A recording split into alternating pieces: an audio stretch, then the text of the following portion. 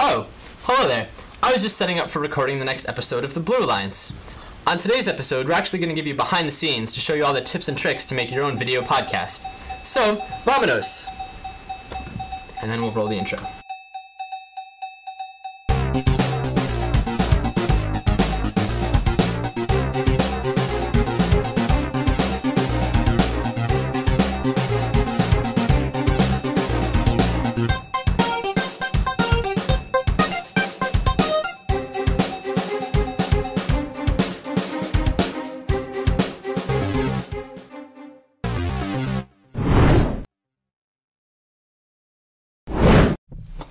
This is our audio soundboard. It's pretty simple, something like maybe a friend has if he's in a band. But essentially, we have boom microphones, which go into these XLR inputs, and then we can control all of the different settings, the treble, the bass, everything, we can control right here. We were experimenting with some wireless microphones, but we actually ran into interference problems, so we kind of ditched those. Basically, what this lets us do is take audio from whatever microphones we want, clean it up really nice, and then input it directly into the camera, which I will show you now. This is the secondary camera that we use during our shoots. The primary camera takes the wide image that you see while watching most of the time, and then this one takes the close-up shots while we're showing you detail. Both of the cameras we use are just mini DV cameras that we record onto mini DV tapes, and then we transfer the video onto a computer where we edit it there. The software that we use for editing is Adobe Premiere Elements, which is only about $60 for the full version, so it's really powerful software, really inexpensively. Mini DV cameras are really great because they're small, they're easy to hold, they attach to tripods, and they're really inexpensive these days.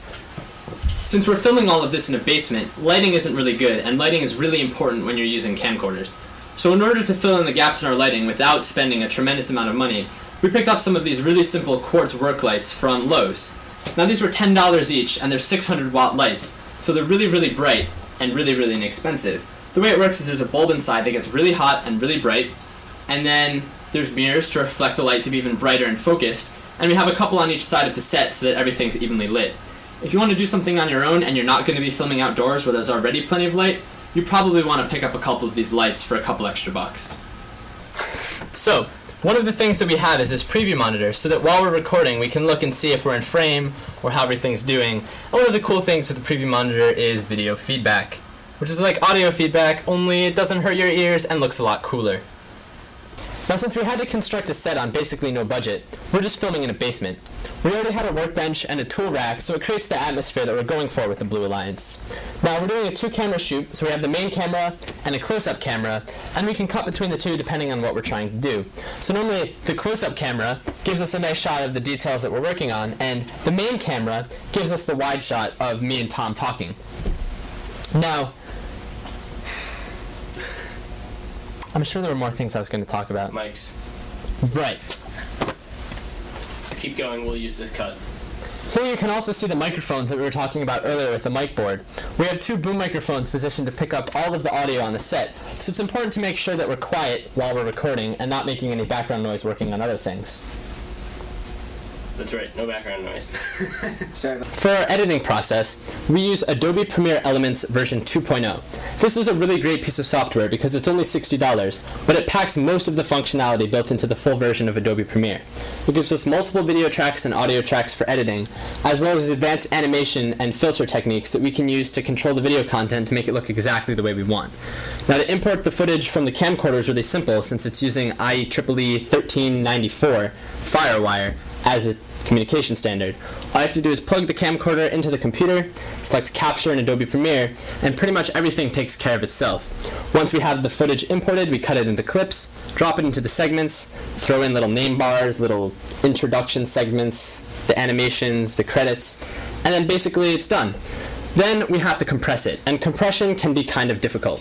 The three standards that we use at the Blue Alliance for compression are XVID, iPod-compatible H.264, and WMV9. Now each of these standards offers its own pros and cons, iPod-compatible being extremely easy to transfer to iPods, XVIDs being extremely high quality, and WMVs being extremely compatible.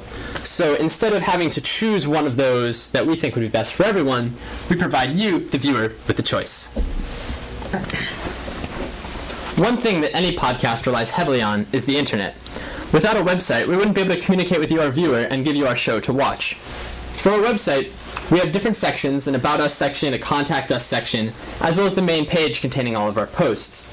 Every time that we post a story, the show notes are posted to an RSS feed with an enclosure tag containing the actual video file for the episode.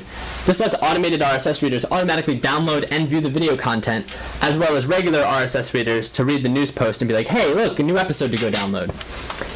To build the website, we used WordPress as a foundation, using an extension called PodPress. Now, WordPress is already an amazing CMS to begin with, so you can use it for any kind of website you want, and it's especially good at blogs because it automatically does RSS feeds and comments and categories and all the things that we were going for. What the PodPress extension lets us do is tie in automatic iTunes feed building, as well as the enclosure tags and different kinds of downloads for you, so every time you go and download something from our show notes, that's PodPress showing off all of its functionality. In addition, since we've registered thebluealliance.net as a domain name, we have @thebluealliance.net email accounts. Now, one of the things Google lets you do these days is you can set up Gmail for your domain. So while we have @thebluealliance.net email addresses, all of our mail is actually managed through Gmail's interface, which is a lot more convenient than squirrel mail or something like that. We hope you've enjoyed this special behind-the-scenes episode of The Blue Alliance. Hopefully now you understand some of the tricks that you can use to make your own video podcasts, and we hope to see teams posting their own endeavors on Chief Delphi. It doesn't have to be a video podcast. You could make, say, a Nextel commercial spoof, or your own episode of CSI. Just go out there and be creative and do something cool. Until next time, I'm Greg. Tom is busy playing the Wii.